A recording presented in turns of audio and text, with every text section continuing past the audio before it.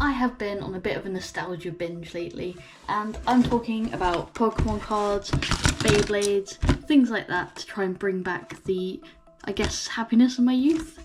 And everyone likes a bit of a nostalgia trip, and I thought, what kind of craft can I do that should remind me of my youth? And I came up with a colouring book. I don't know if when you do these as adults they'll be boring or relaxing, but I'm going to give one a go and let you know what I think.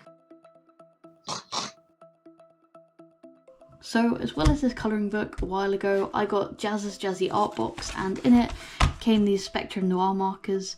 It's a curated set by Jazza, and I haven't used them that much, so I thought I'd also put these to use. So I'm just going to flip through here and see what kind of pages there are and which design I'm in the mood for. So again, I'm kind of thinking about the nostalgia aspect.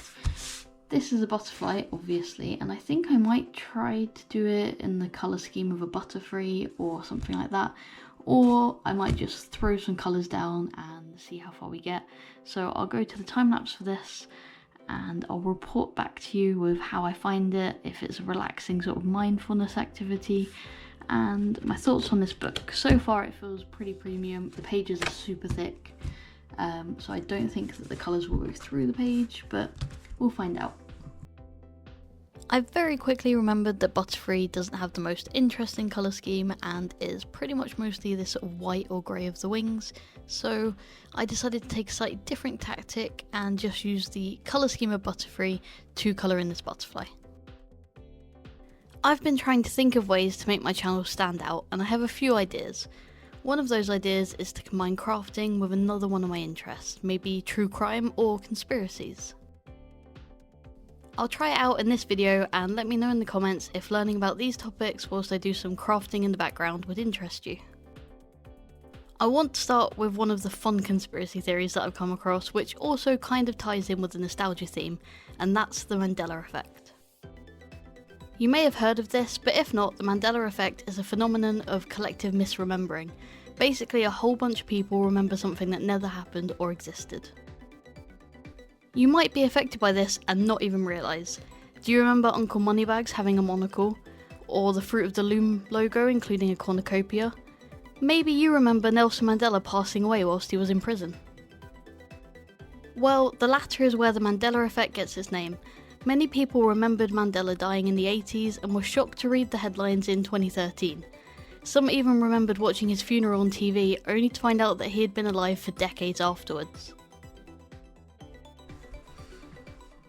So I want more purple because I feel like it's a bit red heavy at the moment, especially considering I'm still trying to base it with Butterfree, but this purple marker is dried out, so what I'm going to do is try to remove this nib, and you can actually flip them over, so that's quite cool, but I'm going to try and put in some alcohol into it and see if that just might moisten it up a little bit.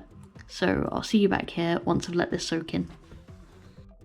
Okay, so I added a little bit of alcohol into here and let it sit for probably about 20 minutes.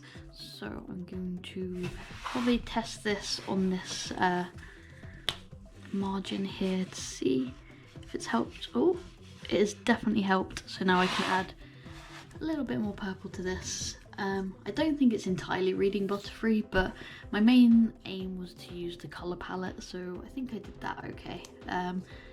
Let me know in the comments below if you would consider this inspired by Butterfree or if it's mostly just a purple and red butterfly. I'm going to add a little bit of blue in because Butterfree does have some blue, possibly some greys. I'll see how I feel. So what's the conspiracy?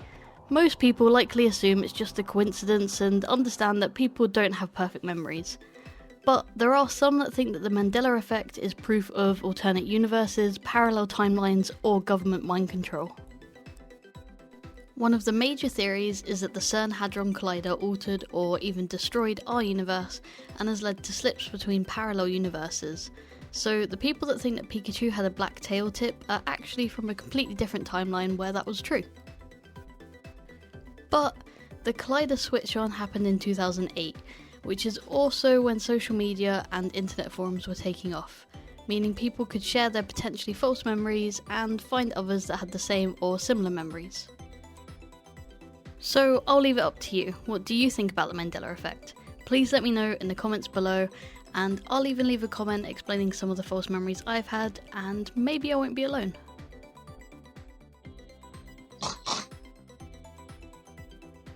I'd say overall I found this quite a relaxing activity. It did have a bit of nostalgia, and I was surprised how hard it is to keep the colouring in the lines, but I enjoyed being able to sort of zone out. I could put YouTube videos on the background, maybe conspiracy videos, and just see what sort of happened on the page.